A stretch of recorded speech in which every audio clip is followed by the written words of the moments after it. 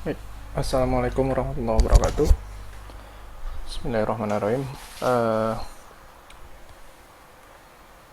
Kali ini saya mencoba untuk menjelaskan tentang materi kerja beton dan kerja ajuan perancah. Pekerjaannya yaitu mengenai masalah formu kolom ataupun acuan kolom. Di sini dapat kita lihat kolom merupakan batang tekan vertikal dari rangka struktur yang memikul beban dari balok. Berarti kolom ini secara garis besarnya merupakan rangka yang merupakan tempat memikul beban transferan gitu, yaitu dari balok, plat, ataupun atap sendiri pun, ataupun beban-beban lainnya yang bekerja di atas kolom itu sendiri gitu. Dan juga kalau dia akan memindahkan beban, berarti kolom juga merupakan batang ataupun komponen struktur transferan. Artinya transferan di sini nantinya yaitu meneruskan beban dari atas kolom menuju ke bawah kolom. Di bawah kolom nanti ada pondasi. Bentuk kolom menurut Nawawi tahun 1990 ada kolom ikat. Kolom ikat di sini yang mana pengikatnya yaitu bagel atau sengkang yang berbentuk persegi 4. Bagel ini merupakan salah satu pengikat lateral yang mana nanti kalau kita hitung mempunyai jarak minimal dan mempunyai jarak maksimal. Kemudian bentuk kolom yang kedua yaitu kolom spiral. Kolom spiral itu berbentuk lingkaran. Begitu juga untuk begelnya berbentuk lingkaran. Ya, kolom spiral. Untuk jarak antar bagel spiralnya atau tuangan spiralnya itu pun melalui catatan perhitungan, ada yang minimal dan ada yang maksimal. Kemudian ada kolom komposit. Kolom komposit di sini di mana tulangannya menggunakan baja profil, ya, menggunakan baja profil, bisa ditambah dengan tulangan memanjang. Tulangan memanjang dalam arti kata yang sering kita gunakan, baik itu yang polos ataupun yang berulir, dan bisa juga tidak kita gunakan, langsung menggunakan baja profil. Kalau dia menggunakan baja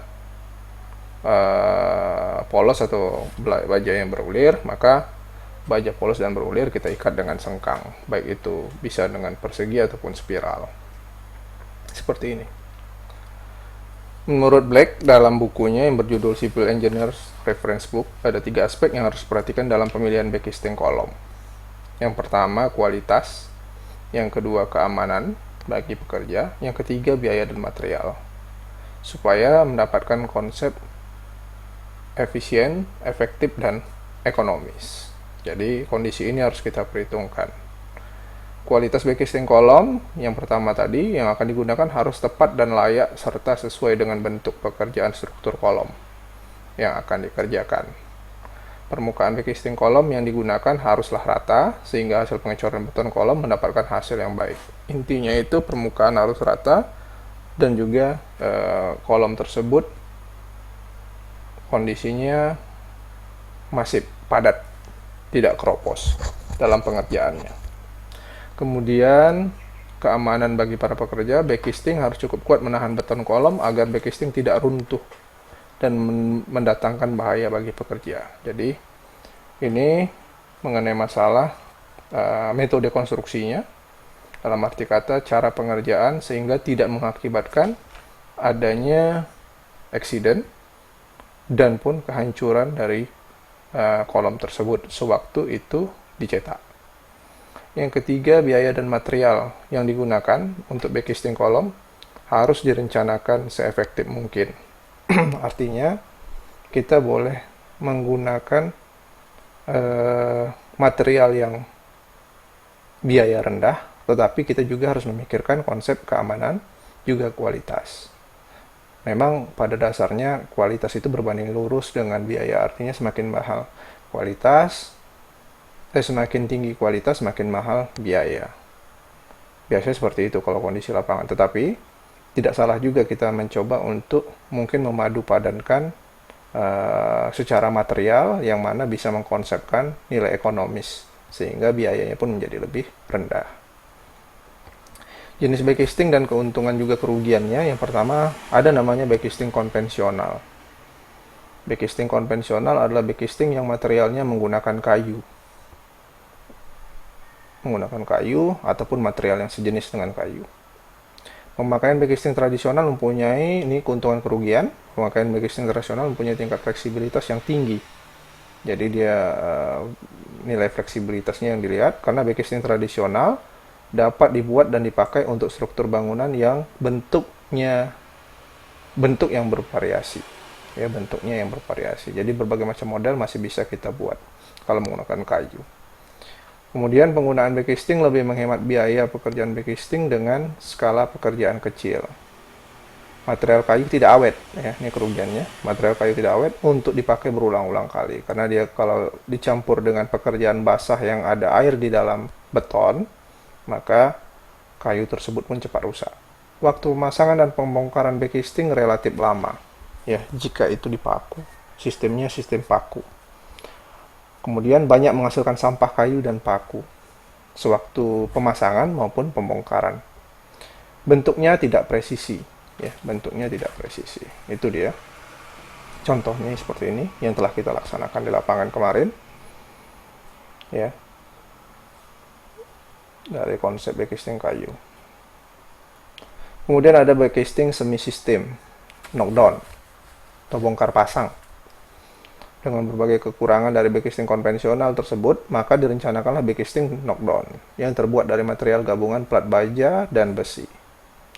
Sangat kuat dan mampu menahan beban berat, mudah untuk diperbaiki jika ada kerusakan, seragam ukuran dan permukaan, dapat digunakan untuk waktu yang lama, terbatas ukuran dan bentuk. Ya. Karena dia tidak fleksibel, sudah tersajikan dalam kondisi rigid, kaku. Ini dia backcasting knockdown yang dari plat besi ataupun baja yang dikerjakan. Kemudian ada jenis backcasting dan keuntungan dari backcasting fiberglass, yaitu material fiber untuk pengganti material kayu merupakan terobosan perencanaan yang lebih efektif. Bahan fiberglass yang bebas lembab dan tidak mengalami perubahan dimensi atau bentuk. Pemasangan lebih mudah dan tanpa perlu minyak backcasting, karena dia permukaannya sudah licin. Jadi terhadap beton dia mudah lepas. Mempercepat waktu pelaksanaan pekerjaan backcasting, tidak berkarat, bagus untuk digunakan pada konstruksi bawah tanah dan lingkungan berair. Biaya yang efisien dan memiliki kualitas dengan hasil yang baik. Gampang dipasang dan dilepas sehingga mengurangi biaya upah kerja. Daya tahan lama, tahan panas, ringan, kuat, dan kaku. Ketahanan permukaan yang baik, tahan terhadap benturan dan abrasi. Dapat dibor, dipaku, diketam, dan diproses seperti digergaji. Tahan terhadap berbagai cuaca sehingga tidak membutuhkan syarat khusus dalam penyimpanan ataupun pemasangan. Cuman sedikit relatif lebih mahal karena fiberglassnya ini. Ya, karena fiberglassnya. Ini dia. Kondisi backcasting fiberglass. Ya. Oke, baik. Instruksi dalam pembuatan kolom secara umum yang kita pelajari, yang kayu sudah kita pelajari kemarin dan sudah kita pasang. Yang di sini akan kita coba telaah, yaitu yang knockdown. Knockdown yang bongkar pasang pabrikan, yaitu yang baja ataupun besi ataupun aluminium. Instruksi kerjanya, gunakan pakaian kerja dan peralatan keselamatan kerja, K3 nantinya. Kemudian pelajari dahulu gambar kerja, udah pasti yang sering kita buat. Hitung jumlah kebutuhan bahan dan ikuti langkah-langkah kerja dengan seksama dan teliti. Pusatkanlah perhatian atau pikiran pada waktu praktek atau kerja karena keseluruhan material terbuat dari besi atau baja. Kemudian ikuti petunjuk-petunjuk dari pimpinan pekerjaan. Ini langkah-langkah yang biasanya dilaksanakan. Yang ini pekerjaan yang telah kita laksanakan kemarin, ya. Jadi bentuknya seperti ini. Yang belum terpasang yaitu balok penunjangnya ini, ya, sebagai pendukung. supaya dia tidak bergerak, ya. Kemudian di sini yang paling penting ada lubang untuk membersihkan kotoran nih. Jadi ini pada dasarnya harus kita buat lubang agar kotoran-kotoran yang masuk tidak kita bongkar lagi kolomnya, tetapi bisa kita buka di bawahnya. Ini bisa dipasang kembali setelah kita ambil kotoran berada di bawah ini, baik itu sampah plastik ataupun alat-alat tukang yang mungkin terjatuh di bawah.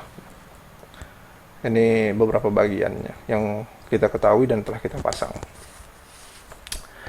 Kemudian di sini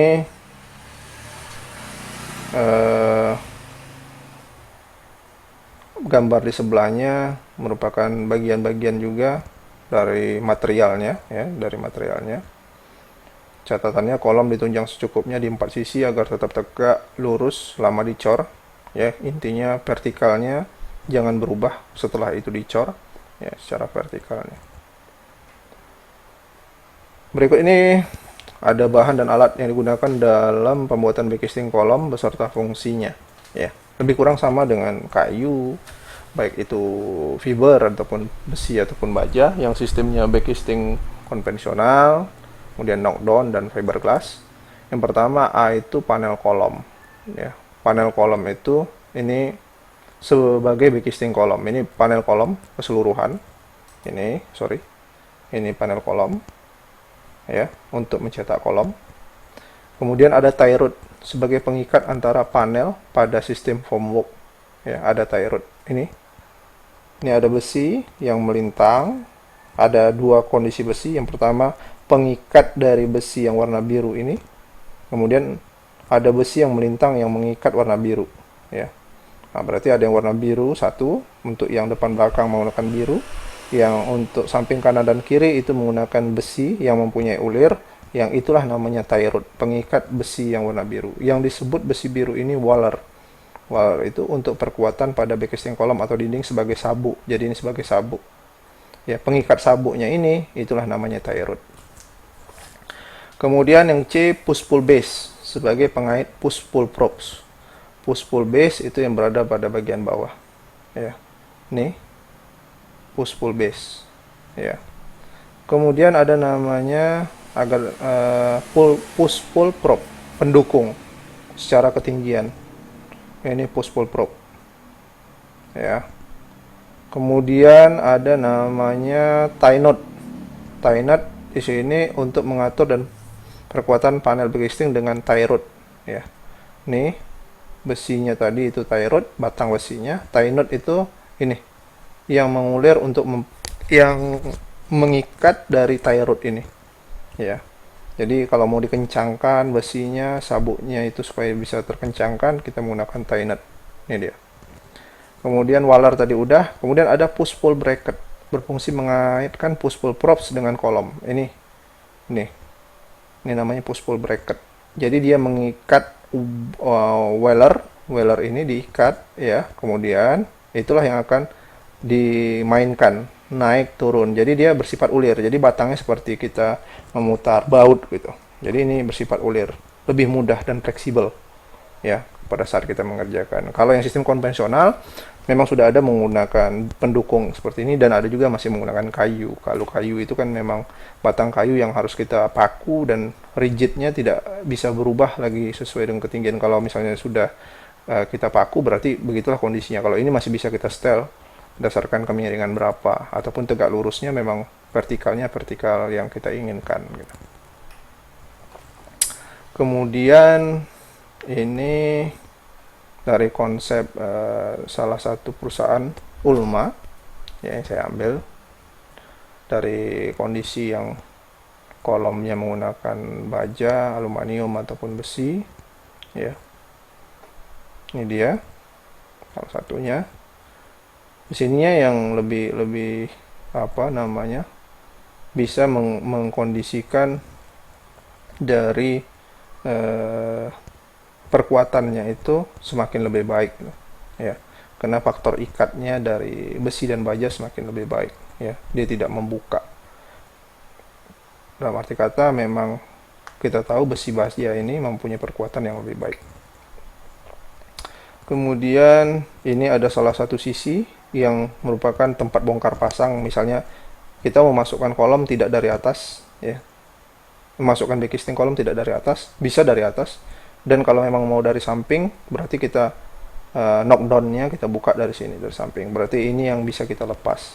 Jadi tiga sisi yang tertutup itu dimasukkan ke penulangan, kemudian kita tutupnya bisa menggunakan sistem yang ini. Ya.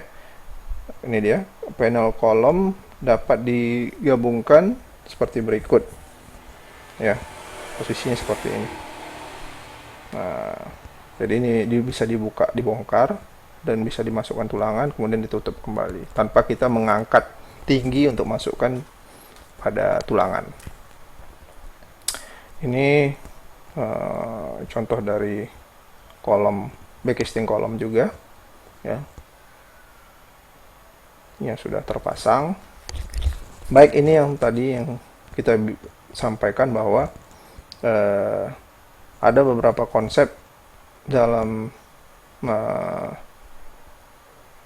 pengekangan ataupun menjadikan backcasting kolom lebih rigid, yang sistem sudutnya itu dikekang dengan ini klem, ya, dengan klem. Bentuk klemnya seperti ini, ya, dipasang pasak. Jadi pengetatnya itu salah satunya pasaknya ini, masukkan pasak. Ini yang sistemnya jika 90 derajat tanpa ada penyisaan, ya, tanpa ada disisakan bagian samping seperti ini disisakan, ya, dengan ukuran yang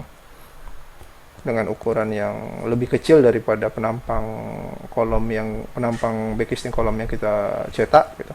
Berarti ini bisa dibesarkan, bisa dikecilkan. Kalau dia dikecilkan dari backcasting yang ada, maka kita bisa menggunakan yang ini, sistem klem yang ini.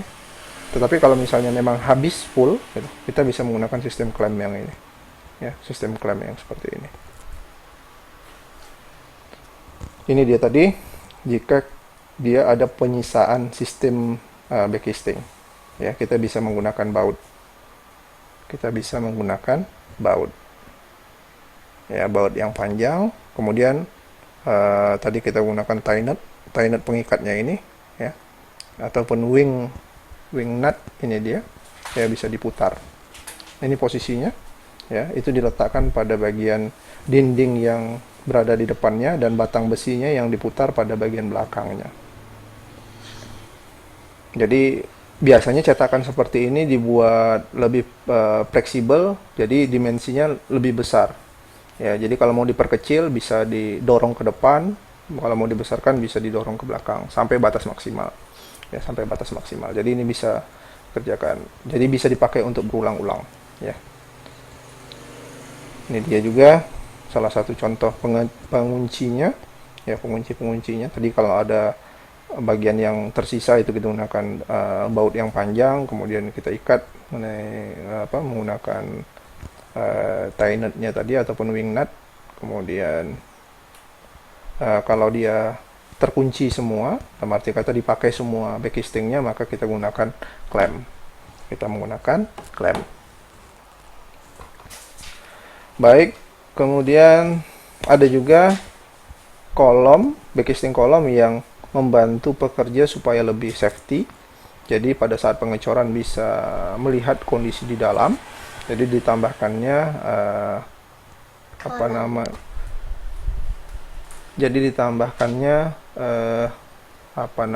di sini platform yang mempunyai guardrail. Jadi dia tidak lebih aman, lebih safe, ya, dengan adanya guardrail di sini, ya.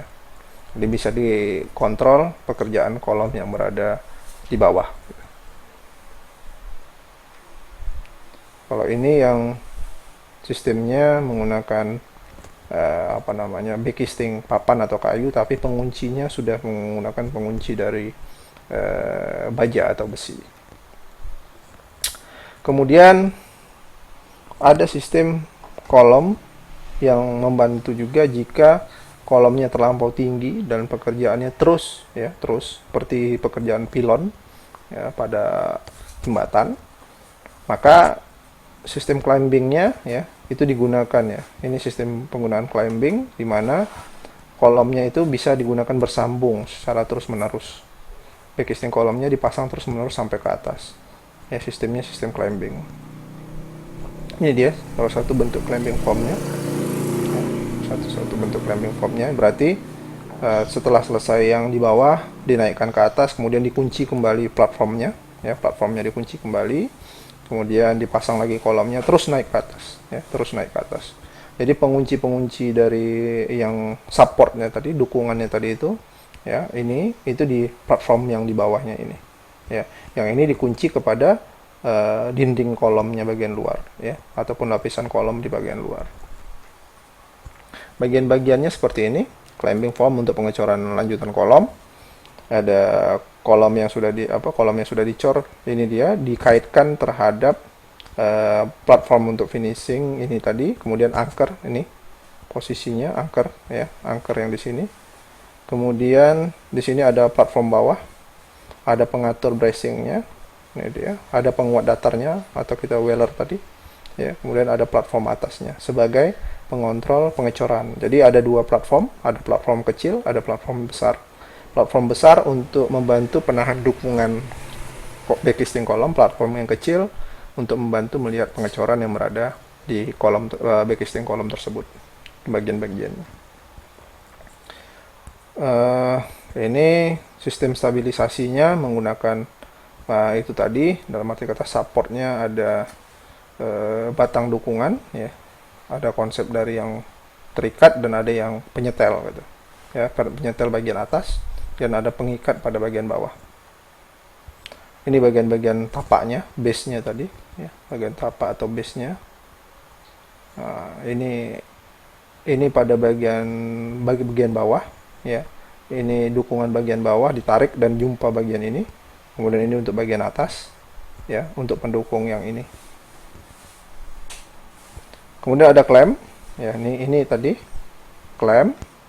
Klem itu mempunyai 3 fungsi sebagai penggabung antara panel-panel kolom, kemudian sebagai pemerata supaya backcasting kolomnya lebih presisi, kemudian sebagai pengaku supaya jangan mudah lepas, ya, stiffening. Jadi ada joining, ada aligning, dan ada stiffening, ya.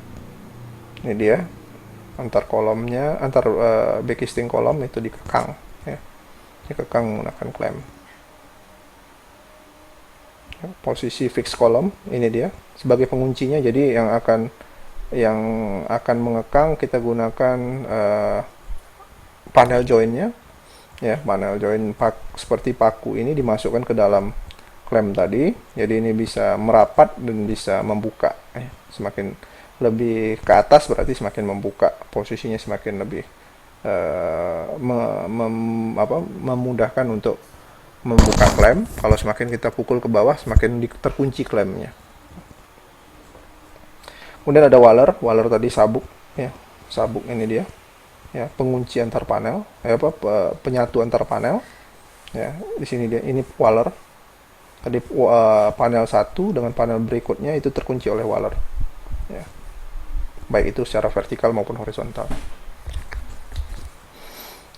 Ini tadi konsep waler. Ini konsep waler tadi, ataupun sabuk namanya. Nah, ini bagian panel satu, ini panel berikutnya terkunci oleh waler, ya, terkunci oleh waler. Kemudian ada sistem pengikat. Ini sistem pengikat. Sistem pengikat itu jika kolomnya kecil gitu, jadi depan belakangnya itu terikat oleh tying, sistem tying ini. Jadi ini wing nutnya diputar, besinya dimasukkan terlebih dahulu kemari, ya. Jadi ini panel depan, ini panel belakang. Cara dia mengontrolnya kita gunakan wing nut ini, ya, supaya dia jangan bergerak dan terkunci rapat. Kita gunakan wing nut. Kemudian sistemnya untuk kolom ini kalau sudah terpasang mungkin terlampau tinggi, kita bisa menggunakan teori lifting, pengangkatannya, ya.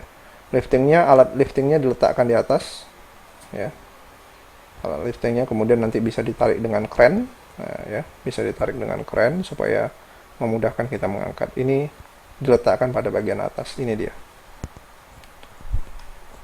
Ini konsep pengangkatannya. Setelah ini dipasang wireless, sudah dipasang clamp, sudah dipasang tying sistemnya semua, udah selesai. Tying sistemnya antara panel yang telah pasang pada bagian belakang dan panel yang telah terpasang pada bagian depan itu digabungkan dengan tying system atau sistem pengikat. Peralatan dan bahannya secara umum ya, lebih kurang palu, kayu, waterpass batang, rollmeter, siku besi, unting-unting, kunci-kunci skrup. Bahannya plat cetakan kolomnya, baik itu besi, baja, aluminium dan lain-lain. Kemudian penyokong-penyokong cetakan tadi, seperti proofs-nya tadi. Tahap pemasangan cetakan atau backcasting kolom, penetapan posisi as kolom dengan alat ukur, kemudian pembuatan tanda untuk sepatu kolom yang seperti saya jelaskan supaya lebih mempermudah kolom itu dudukannya lebih presisi tanpa kita nyetel lagi posisi ke kanan dan ke kirinya, jadi bagian bawahnya kita buat sepatu kolom. Kemudian dilakukan pengontrolan kelurusan atas posisi kolom-kolom lain, pemasangan sepatu kolom ya. Ini pembuatan tanda untuk sepatu kolom, kemudian pemasangan sepatu kolomnya.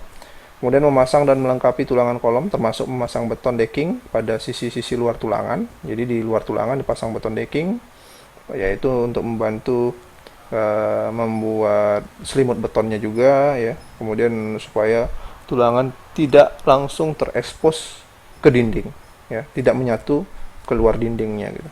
Ya, sehingga tulangan itu pada saat dicor tidak kelihatan mempunyai selimut beton.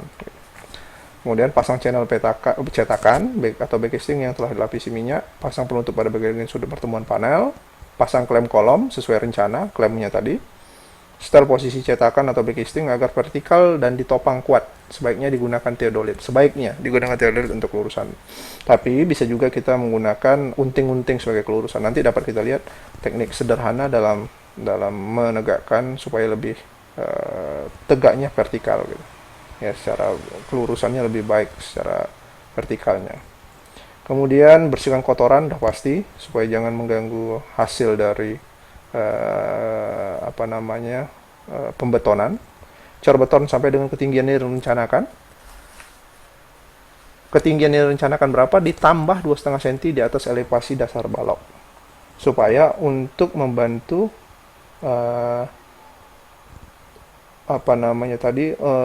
membantu beton decking ya, ataupun kita pasang tahu beton. Jadi 2,5 cm ini kita anggap sisi selimut beton. Kalau mau memang misalnya selimut betonnya rencana 4 cm, berarti kita lebihkan 4 cm. Setelah beton cukup umur, maka cetakan atau backcasting dapat dilepas. Ini sistem perakitannya ya, dari perusahaan Orma tadi. Ya, ini coba saya ambil sebagai referensi. Ya, ini dipasang dulu, digabungkan dulu antar panel menggunakan weller, kemudian menggunakan clamp, kemudian itu dipasang supportingnya ya, dipasang. Ini dipasang supportingnya, push pull propnya ya, itu dipasang semua. Kemudian lifting, pengangkatan, baru base dari push pull propsnya ini dipasang ya di bawah. Teknik pengangkatan udah terklem kaku di bawah ya. Nah, ini semakin lebih baik pekerjaannya. Kemudian kalau memang mau dipasang platform untuk memantau ataupun melihat pengecoran ya, kita pasang drillnya tadi, guard drill dipasang, kemudian platformnya dipasang sebagai pijakan ya. Ini jadi untuk menyatukan lapis depan dengan lapis belakangnya ini baru kita menggunakan tie rod tadi, batang antar satu yang diikat, diklem oleh tie nut tadi. Ya, ini sistemnya. Oke, baik. Keuntungan menggunakan formwork besi atau baja itu yang pertama durability. Durability itu menggunakan materialnya sehingga menggunakan material besi, baja atau aluminium sehingga beton tidak akan lengket pada permukaan backcasting ya, durability-nya. Kemudian recycle ya, dipakai bisa berulang-ulang.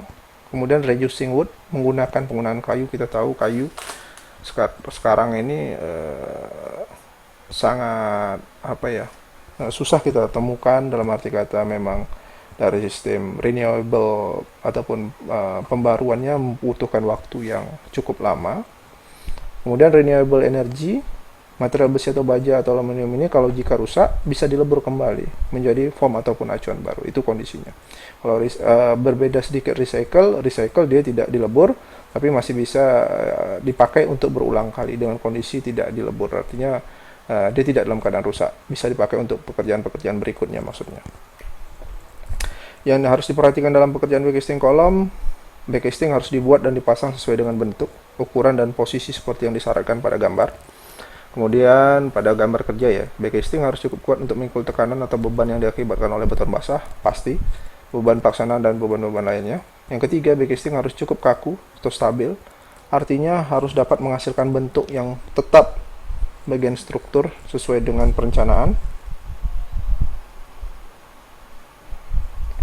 Kemudian perencanaan backcasting harus didasarkan oleh kemudahan pemasangan, kemudahan pembongkaran, kecepatan pemasangan, dan biaya yang efisien. Sambungan backcasting harus baik sehingga tidak rusak atau bocor pada saat pelaksanaan pengecoran dan juga tidak merusak beton. Yang keenam, bahan backcasting harus terbuat dari bahan yang tidak menyerap air semen dan juga tidak merusak beton.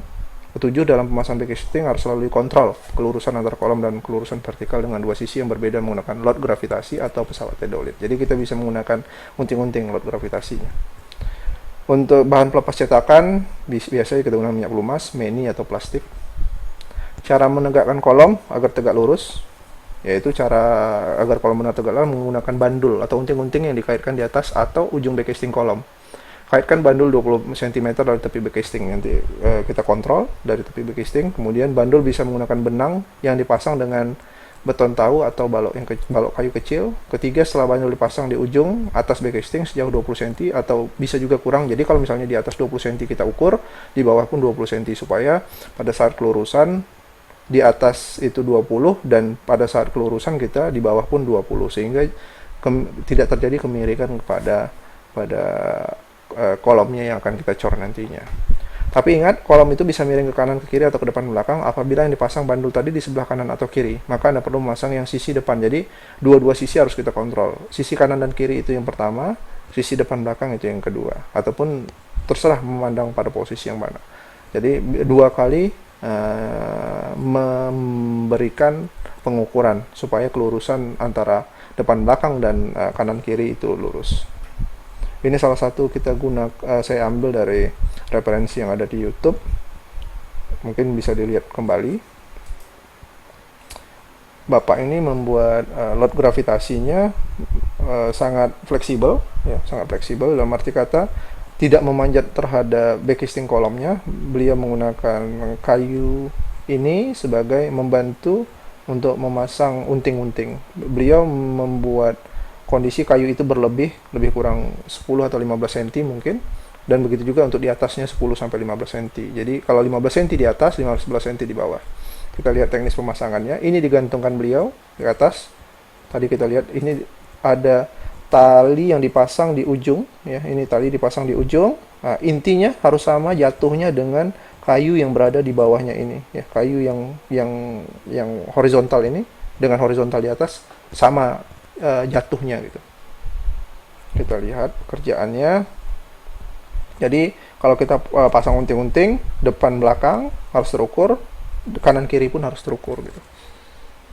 Nah, ini kayu yang pada bagian di atas itu sudah dipasang dan harus menyentuh bagian lurus yang horizontal ini, ya, unting-untingnya.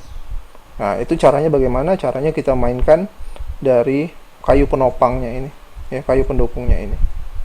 Nah, ini kan masih ada jarak. Nah, ini harus tepat. Kita lihat.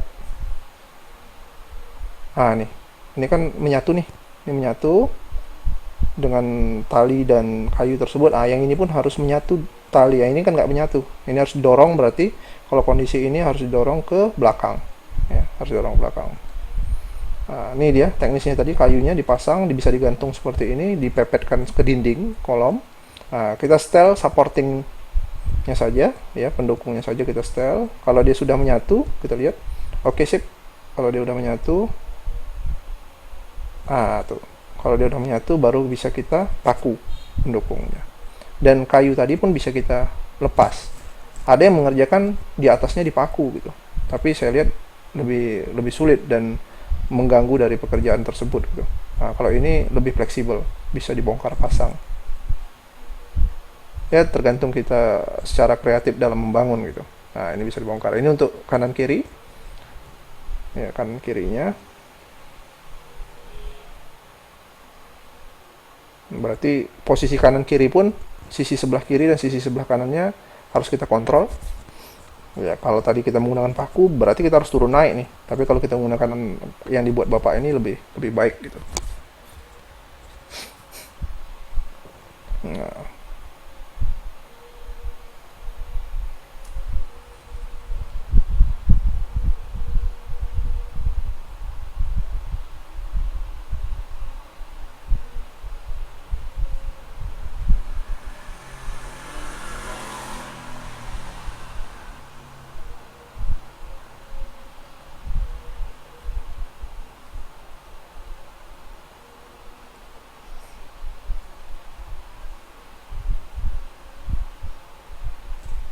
Oke baik, itu dia tadi.